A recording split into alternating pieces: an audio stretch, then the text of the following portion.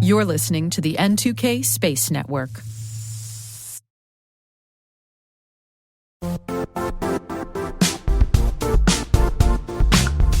Don't struggle to align your organization's cybersecurity with business risk. Get the only solution that goes beyond reacting to threats with vulnerability and risk monitoring. You need the next evolution of MDR, and only Critical Start delivers it. Critical Start doesn't just monitor and respond to threats. They put you in control by detecting suspicious activities, quickly responding to contain threats, and identifying your most critical assets and protecting them against vulnerabilities and exposures. With continuous visibility, expert guidance, and measurable risk reduction, Critical Start has redefined what it means to manage cyber risk. Demonstrate provable security maturity to your leadership while positioning your program to achieve the greatest risk reduction per dollar spent. Stop fearing risk and start managing it with Critical Start. Visit criticalstart.com and request a demo today. That's criticalstart.com.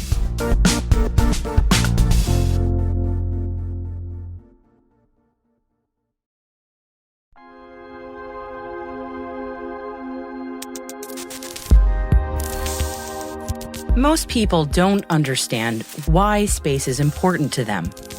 The space industry bubble needs to burst to let more people in and for them to understand what role space plays in our everyday lives. It needs champions, and Shelli Brunswick is leading the charge.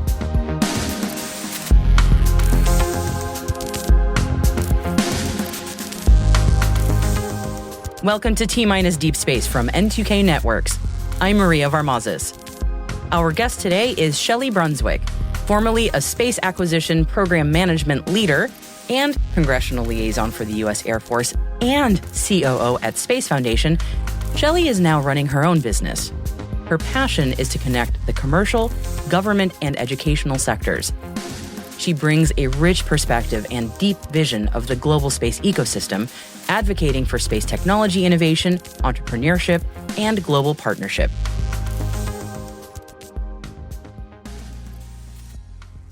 I'm Shelli Brunswick. I'm the CEO and founder of SB Global LLC, and this is the fourth chapter of my journey, starting my own entrepreneurial experience. I have three other chapters that go with this. My first one was when I enlisted in the U.S. Air Force right out of high school. The second chapter of my journey is when I became an officer in the Air Force and I became a space acquisition officer. So that started my 25-year career in the space industry. My third chapter is what many people know me for, is when I was the chief operating officer at Space Foundation. And then in 2024, I took the big leap and I became an entrepreneur and started SB Global LLC. That's wonderful. Well, congratulations on starting your business, Shelli. That's really exciting. Really great to be taking the reins and forging your path that way. So congrats. And thank you so much for joining me today. I'm so looking forward to picking your brain. You know so much about so many things. So I was like, let's just dive into this. You have written a number of fantastic pieces for Forbes, and there were two recent ones that you had sent along that I thought were just absolutely fantastic. Putting it in a nutshell, it was sort of like the space industry needs a wake-up call. And I don't want to give too much away about the piece because I'd love for you to sort of walk me through it a little bit. But I guess maybe let's start with, why does the space industry need a wake-up call? Well, excellent. And again, thank you. And it's an honor to be a Forbes Technology Council member. And I love submitting articles and thought leadership because my real goal, and the reason I started my own business, was because I want to be that bridge from the space community to the rest of the world. And as you know, being in the space industry, we can be very insular. We can kind of be this little island. You go to all these conferences, we're all talking to each other with the same talking points. And we all agree. We're all nodding our head like, yeah, you're right. But the challenge is that great insight in innovation and how space is helping us with our daily lives and helping everyday citizens around the world is not getting out to everyday citizens. And so that was part of why I wrote those articles about challenges and opportunities in the space industry. There are a lot of wonderful opportunities, and we hear about those all the time at space conferences. The growing space economy, according to the World Economic Forum, by 2035, will be at 1.8 trillion. And, we connect are being supported by a satellite 45 times a day, indirectly or directly with, how our food gets to our table or GPS or weather. financial transactions. So we're using satellite technology every day. But the challenge is most citizens around the planet don't know that. And so one of the first challenges we have with the space industry is awareness of how important the space industry is to everyday economics, quality of life, and even life in general. And so it's really important that we're getting that message out, because it goes to the second piece of the challenges, the workforce challenge. We're not inspiring enough youth, especially in America, but in other countries, the European Union, you can see Japan, where our youth are not wanting to come in and be STEM, space, part of this community. What they're wanting to do is be social influencers or, NBA players. We've got great basketball going on right now. So the challenge is without that great awareness of how exciting space is and how it's part of our everyday lives, we're not going to draw in the talent that we need to continue to grow the industry. And then the third challenge is really one of the first challenges, and that's policy. Everything is generated from the policy and legislation that happens on Capitol Hill. A great example was in 2004, Congress passed, and it was then signed into law, was Commercial Crew, which allowed for SpaceX and private companies to start to launch rockets on behalf of the government. Up until then, all launches and everything and rockets were done through the government. Now, they may have been done with United Launch Alliance or another provider, but they were all done through the government means, whether it was the U.S. Air Force or NASA. Now, commercial companies are able to launch, and you're seeing SpaceX do a very successful business. I just saw Rocket Lab launch something for Antarctica and the Arctic research. So now you're seeing commercial companies being able to provide a service. Now launch is a service to the government. No longer is the government now overseeing that as a program, but now it's buying launches as a service. So the whole article was about there are great opportunities, and we in the space industry know those, but we really have to be reaching out to the rest of the world and highlighting that awareness, the great opportunities for workforce, as well as how we can legislate and advocate to create a great, robust space ecosystem. Yeah, and those points are all just so important, and I can't overstate it, because it's all the conversations I have doing this job. It's like that thread comes out so clearly in all these conversations about everything you just mentioned. And the question that I always have is, why have we not been able to sort of break through that bubble so effectively? I think many of us, or some of us, know that this has been an issue, but we just can't seem to get through. Like, even anecdotally, I think a lot of people in the general public still think NASA does everything. And that just ain't it anymore. And why have we not been able to effectively communicate this? I think one of the challenges is we're not reaching the audience we want. So, one of the things I do is I do 100 speeches a year, motivational speeches. And the first thing you do is you think about your audience. What do they need? How do you meet them where they're at? And so we have the government, a lot of times the government or space companies, looking at things through their lens, how they came into the space industry. And what we really need to do is flip that and look at the workforce, the students, young professionals, even mid-career professionals, where they are, and how do we create access points into the space industry. So a great way I'll illustrate this is I was talking to a university president, and he told me primarily his university is a Hispanic university, so it's underrepresented groups in the technology, in space, in innovation. And he had a government agency come and speak with him and say, how do we get more of your students to come into this government agency? And I don't want to name the government agency because I don't want to, point fingers. And the president said, well, what's your process? And said, well, 2 years before they become an intern, they start the application process. And the president stopped him right there and said, my students are underrepresented groups. They don't even know what they're doing tomorrow. So, and the two people from this government agency kind of looked at each other and said, well, maybe we're a bit rigid. So I think what we have to do as the space industry is we need to step back and say, and this is where, when I talk about space, it includes everybody. So this is an HR area, human resources. We need to take a step back and say, does everything require a STEM degree? Does everything require a 4-year diploma? Does everything require this? We create a lot of requirements that could be big hurdles for underrepresented groups in the space industry. And I'm not talking about women or minorities. Underrepresented groups certainly could be women and minorities, but they could be inner city or rural communities across America. And they don't see a pathway into the space industry. They only see space as rockets and astronauts. And as you and I know, every career field is in the space industry, but we're not doing a very good message of getting that message out about how there's opportunities for everyone, and then how we're creating clean pathways into this space industry. I love the point that you just made about rockets and astronauts. That is exactly the perception that we deal with so much, and I can't blame people for that, because that is a lot of still what captures the public imagination, but also it becomes like this self-perpetuating thing where people go, it's completely irrelevant to me because I don't want to be an astronaut, and then we have an issue. For people who are already in the space industry, who maybe are thinking they want to leave, or they don't see any career growth or a pathway for them, and that's all. Retention is also an issue. Yeah, it's huge. And right now we know that there's a workforce issue in the space industry, and it's only, unfortunately, doesn't seem to be quite turning around yet. Thoughts on what we can do to help people stay who are here already? Well, I think there's three big challenges in the United States primarily for our workforce in the space industry. It's that workforce shortage, a skills deficit, and an innovation gap. So that workforce shortage is there's not enough people coming into the space industry as our workforce in the space industry is aging and looking at retirement. So we're not doing a very good campaign reaching out again to citizens across the United States and helping them find pathways in. The second one is the skills deficit. So although there are openings in the space industry, and there are probably people that are available to fill those jobs, they may not have the right skills. So how do we reskill and upskill them? A great example is United, not for the space industry per se, but for the aviation industry, because there's not enough pilots. We have a huge pilot shortage. And a lot of the airlines used to wait until pilots would retire or leave the military, and then they'd hire them.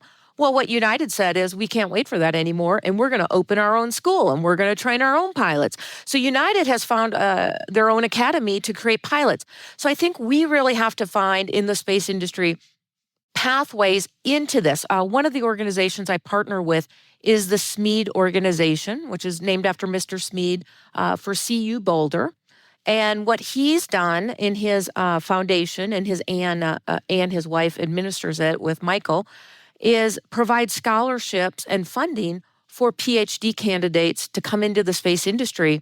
But what they're also doing is creating a network. So all these PhD candidates are in touch with each other, with faculty. And then this year, which was new, is they created a selection committee that I was able to serve on that was made up of industry that helped the faculty select who would receive these special scholarships for PhD candidates. So what they're doing is they're meshing academia with real industry requirements so that we're helping those students. And I don't consider PhD students really the same as typical students. They're a very different caliber, but really understand what industry needs for the next step. So I think there's a real good need for government, industry, and academia to work together to create those pathways so that you're not just graduating from the university with a 4-year degree in marketing, and now I'm going to go be a space expert. No, maybe there are some internships where the universities help you do intern programs at space companies or startup companies in space, so you get to learn about it. And so I think that's really important, is creating that partnership with academia and industry, or even community colleges, internships, fellowships. So students and that workforce, and they could be high school students. High school students could come right into the space workforce if they wanted to go work in manufacturing. We have a huge need for workforce in the manufacturing sector, and we're not attracting them there either. So we have a challenge all the way from those astronauts and rocket scientists all the way into the manufacturing sector. It's true. The need is great everywhere, truly.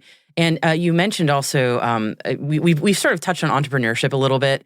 I've spoken to many entrepreneurs in the space industry, and I have so much admiration for them because this is a tough industry to be starting a business in. Very capital intensive, a lot of barriers. Again, like the people have this driving need, and I really admire that entrepreneurial spirit. Is it just my perception, or is it extraordinarily hard to be an entrepreneur in the space industry? I think it's hard to be an entrepreneur, period. So I'm just going to start with that. What are entrepreneurs? Entrepreneurs are people who are willing to trade an 8-hour-a-day job, 40 hours a week, for working 100 hours a week nonstop, and you're always on the clock. So again, what did I do this year? I left a job to become an entrepreneur. You're always busy. But I think what we need to think about is the space industry is a lot of things. It's upstream. So what are the jobs that we're looking at? Looking at orbital debris mitigation or satellite servicing and launches. So we've got the upstream, which is very challenging, like you said, could be very capital intensive. But then there's the downstream, the real applications where you don't necessarily have to have clearances and U.S. citizens and all of this. That really relates to the upstream here in the United States. The downstream where space is an enabler. So you could look at, can you create a company using space technology for the next step? So a great place for entrepreneurs who may be looking at ideation is to go to the NASA Tech Transfer site on the website, the NASA Tech Transfer Office. There are thousands of patents that are waiting to be commercialized. So one, you may already have an idea. Go look and see if that idea might be something NASA's already thinking about, or the Department of Energy, or Air Force Research Lab. They all have patents that individuals can apply for that patent. Sometimes you can get a grant, a small business innovative research grant that could help you mature that idea from milestone 0 to milestone 1, 2, or 3. And then you could look at additional SBIR, SBIR they call them, SBIR grants to move that idea forward. So yes, it is challenging, definitely on the upstream. There's very challenging to compete with Elon Musk or Jeff Bezos. Rocket Lab's doing really good, but they're in a different niche market. But if you're looking at the downstream and how space technology could help us here on Earth, agriculture, communications. I mean, think about Airbnb and Uber. All of these industries are built on the backbone of cyber and space. So telecommunications. So there's a lot of applications that don't require security clearance, that are human benefits, that are here on the downstream, I call it, which is, taking care of people here on Earth, healthcare applications. And just to give your audience an idea, in 2023, according to the World Economic Forum, the global space business was $630 billion. And then again, projected to grow to $1.8 trillion by 2035. 90 nations are operating in space, and many more want to operate in space. And again, on average, you're using 45 satellites daily. That doesn't mean necessarily I'm connecting to a satellite 45 times a day, although I do look at my phone a lot. So that could be a possibility. It could be. But it could also be how you're benefiting, like all your logistics of fuel and food moving around the planet is coming based on GPS. So, if you had some blueberries this morning in your breakfast cereal, those might have been on a transport that was using GPS technology. So probably 45 times a day, on average, you're using space technology in your everyday activities. So I think for entrepreneurs, it's always tough to be an entrepreneur. You're dedicated. You have a certain type of DNA, I'll call it. But at the end of the day, entrepreneurs are problem solvers. They see a problem, they want to solve it, and they want to make their solution the best solution. And they want to create a niche. And in the space industry, that upstream can be very labor intensive and capital intensive, but the downstream might not be. I've talked to some entrepreneurs who want to create an app that helps you during disaster relief. And so there's a lot of opportunities on that downstream that may be less capital intensive. That's a fantastic tip. And there's certainly so much opportunity there, it's just amazing to be living in this time to see all these amazing opportunities from space and how it can really affect us here on Earth. It's just incredible.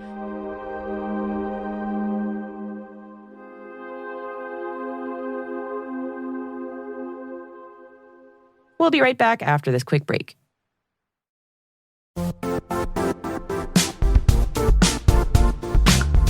And now, a word from our sponsor, Zscaler, the leader in cloud security.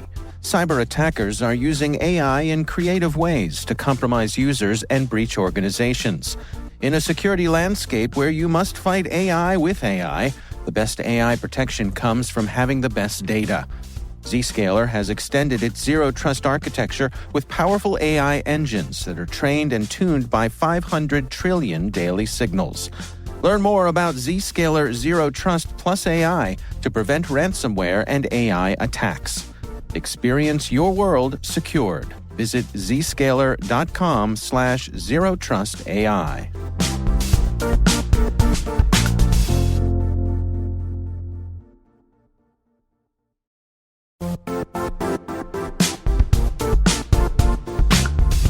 The IT world used to be simpler. You only had to secure and manage environments that you controlled. Then came new technologies and new ways to work. Now, employees, apps, and networks are everywhere. This means poor visibility, security gaps, and added risk.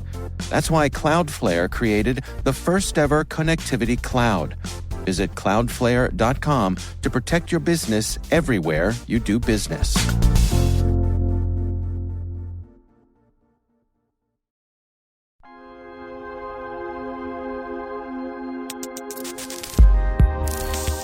So, Shelli, tell me a bit about what you're working on right now, because again, you're in your stage 4 of your career, which is amazing. Most of us don't even leave stage 1. So, tell me a bit about what you're doing now.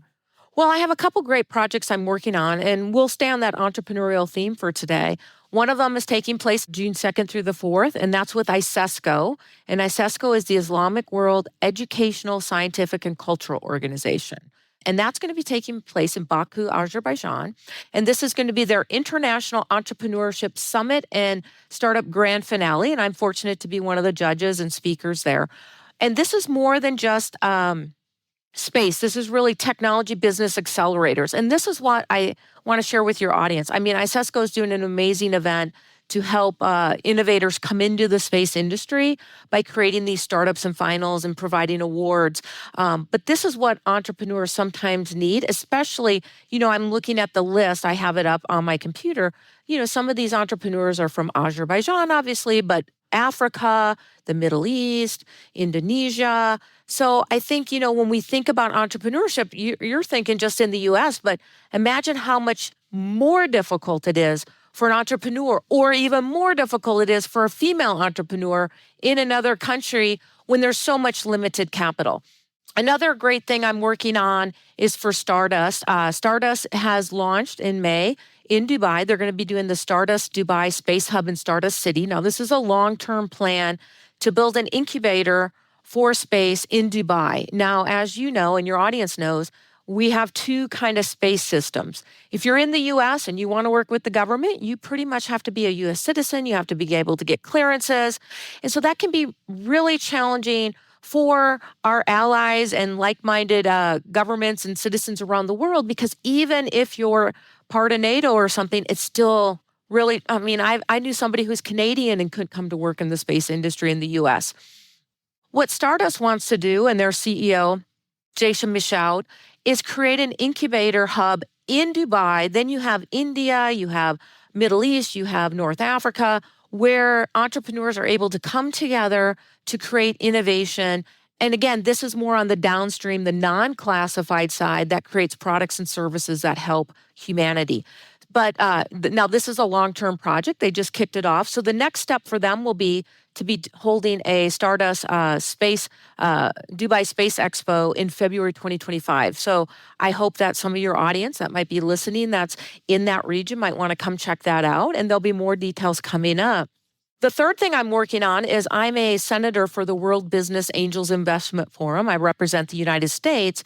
And through this organization, which is affiliated with the G20, I also am a board member for the Global Women Leaders Committee. And so for this year's project, I am leading an incubator accelerator partnership committee where I'm reaching out to bring together who are incubators and accelerators around the world. Because remember, way back when we started our talk, we talked about awareness as the biggest challenge for individuals to come into the space industry or be entrepreneurs. So what I'm doing through my role at the World Business Angels Investment Forum, Global Women Leaders Committee, that's a mouthful, is leading this group to come together and create some memorandums of agreement with incubators and accelerators around the globe so we can publish that list. And again, these incubators, accelerators are open to men and women, but our goal is to really help women find those resources. Because what we found 3 years ago, I did a global survey for female entrepreneurs, and what we found were there were special challenges for women above and beyond being a normal entrepreneur. One was finding those mentors who can really help them as entrepreneurs. Finding those investors is really challenging for women. Men seem to be able to find some networks and network a lot faster. So we need to help women build those relationships into investments, creating those mentoring opportunities. And so building a network of these accelerators and incubators around the world that we can then publish through the WBAF, through the G20, will help more women and men become entrepreneurs and become more successful. That's the biggest thing. If we can create these opportunities through helping women network with mentors, finding those investors, creating those hands-on skills, like maybe they need some assistance in financial planning or how do you do a pitch deck, we can help them become more successful. So those are just quick 3 activities I'm doing under that new umbrella of SB Global LLC, a lot of entrepreneurship opportunities. But as you know, I'm kind of a unicorn when it comes to space. I love talking about everything in space and again, being that bridge to the rest of the world. It's so needed. I mean, I'm so glad you're doing that. When you were mentioning the amazing things that you're working on right now, and then that's not all. I know you're working on a book. Are you working on books too? I don't know how you do all this. It's incredible. I was wondering if there are lessons that we can take from the tech world, and maybe that space could maybe apply, or some sort of best practices that we're not doing that tech is doing well. I'm just curious if you have any thoughts on that, because I feel like there's got to be something there. Well, this is a perfect teaser for my upcoming book series I'm working on. So I'm working on a book series. The first one's going to be on lessons learned through my journey, and I'm going to cover 10 lessons learned. And this is both for companies, because in each chapter, not only do I list the lesson learned and my experience, but I've interviewed 200 global thought leaders. And these thought leaders are both in space, not in space, in the US, around the world, men, women, diversity of ages. So I've harnessed their insights along with my own, but then each chapter also has a business experience that is also learned from that lesson learned. So that's the first book, is on lessons learned. The second book is called An Interstellar Guide to Success. How do we accomplish our goals? And it's about awareness, access, and action. And then the third book is on leadership, how to be an interstellar, out of this world leader. And it's 3 big things we really have to look at for leaders today. And that's being inspirational, authentic, and having gratitude. In each of these things, you can talk about them in the personal sense. But as you said, it's a way of looking at as a company. As a company, you want to be authentic. You want to be inspirational, right? You want to have gratitude and pay it forward and do volunteer work. So these lessons learned in each of the books not only can connect with somebody one-on-one, but it could also be some good insights for companies. And then, of course, I can come do personal workshops and speeches, talks for these companies as well to help them in their workforce retune if they want to refocus or repivot some of their culture. Amazing. Okay, that's a fantastic. It's again, that's all these things that you're working on. It's truly incredible. I'm glad that all these different industries are getting to benefit from your expertise as well, and certainly all these entrepreneurs who are also getting to hear your feedback. That's just huge. Wow, I'm a little jealous. That's great. As you can imagine, it's time constrained too. But so these are all things I've been passionate about for a while, and I also am that out of this world leader. And so I really am at that point. That 4th chapter of my journey is about the gratitude. And part of gratitude is paying it forward and helping others and creating those access points. And that's why I transitioned and started SB Global LLC, because in this role, I'm able to now pay it back to the space industry that's been so wonderful to me, but also pay it forward because I had amazing mentors and role models. Like my mother was an amazing mentor and role model. And now I want to pay it forward to help others find their pathways. So that's all been part of the inspiration for this series of books, is how can I be a thought leader, but pay it forward in those activities. That's wonderful. I'm so glad that you're doing that, and I really look forward to reading those books when they come out. Do we have a date for those, or can we tease that at all? We're working on the first one, Lessons Learned. Hopefully we'll get some artwork done soon and we can share that so we can start promoting it. And our goal is to have it out before the end of the year. I don't want to tell you when I'm targeting just in case something comes up, but the goal is for that first one on Lessons Learned to be out before the end of the year. And then we'll work on getting 2 and 3 out next year. It all depends. People keep asking me to write, will you write a chapter in a book? And I'm writing these great Forbes columns as well for Forbes Technology Council. So every time I write a column, I'm like, oh, I learned so much. That's the great thing about writing. It's not about what I want to say. It's going through this process. I learned so much, and then I want to share what I've learned going through the process. Yeah, the Forbes pieces that you've written are really illuminating. So I've enjoyed reading them very much, and I look forward to the next ones that are coming out. I know you're working on some others. You've shared so much with me today. I was wondering if, I'm sure you have sort of parting thoughts that you tend to leave with people that you speak to. I don't know. You have so much expertise here. I just would love to know what your thoughts are for a space-focused audience. Well, I think a lot of times when we think about space, we think about the past, 60 years ago, the Apollo era, and how that worked and what were lessons learned. But, today we're in the Artemis generation. Artemis is the twin sister of Apollo, and we're in the Artemis generation. And this time we're going to the moon to stay, and we're going to land the first woman and person of color on the moon, and then we're going on to Mars. And your audience is creating the next 60 years for this space Odyssey expedition. And what it's going to take is people like individuals. If you're a business leader, can you do student field trips through your facility? Can you bring them in so they can see what your company does, what the career opportunities are? Can you be a mentor? Can you be a science fair judge? If you're a parent or a family member, the great aunt, can you take not only your relatives, but maybe their friends to a science center, a museum? You could go out stargazing. You could go look at, we just had a solar eclipse. There'll be another one in another year, but I think that's going to be over Iceland. So Iceland, get ready. And then that third area is for teachers. The future of space starts in a classroom. And we need to help teachers bring space into the classroom to make it fun and engaging, and that it's about career opportunities in the space industry, that it's not about memorizing planets, or it's not about the history. It's about where we're going. And those three groups, individual family members, community leaders, and teachers, you're building the next 60 years of the space industry.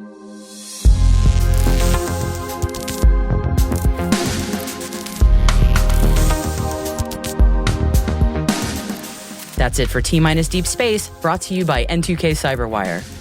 We'd love to know what you think of this podcast.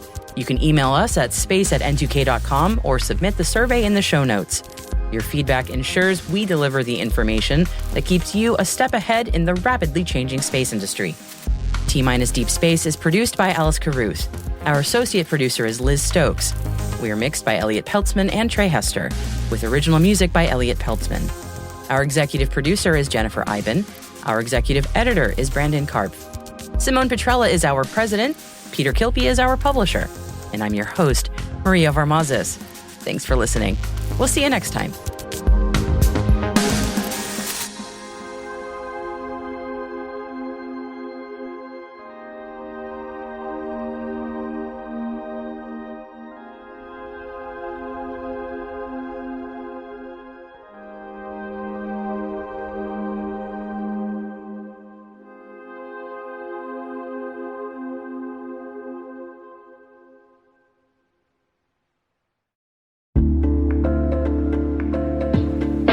Hi, everybody. It's Maria Varmazes here, your host over at T-Minus Space Daily, and sometimes a guest on Hacking Humans, too. We here at N2K Cyberwire work hard to bring you concise, intelligence-driven news and commentary, and we'd like to know how we're doing. Please take a few minutes to complete our audience survey and share your feedback to help us continue to grow and meet your needs. Visit cyberwire.com/survey. That's cyberwire.com/survey to get started. Thanks so much for your input as we reach for the stars. It means the universe to us.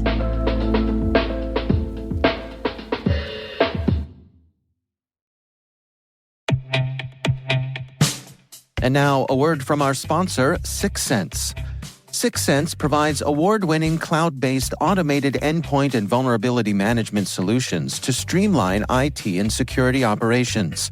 With its advanced platform, businesses gain complete visibility and control over their infrastructure, reducing IT and security risks and optimizing operational efficiency. With 6sense, you'll get real-time alerts, risk-based vulnerability prioritization and remediations, and an intuitive automation and orchestration engine so you can focus on your core business goals, confident in the knowledge that your enterprise is secure, compliant, and running smoothly. To learn why enterprises choose 6sense, visit 6sense.com.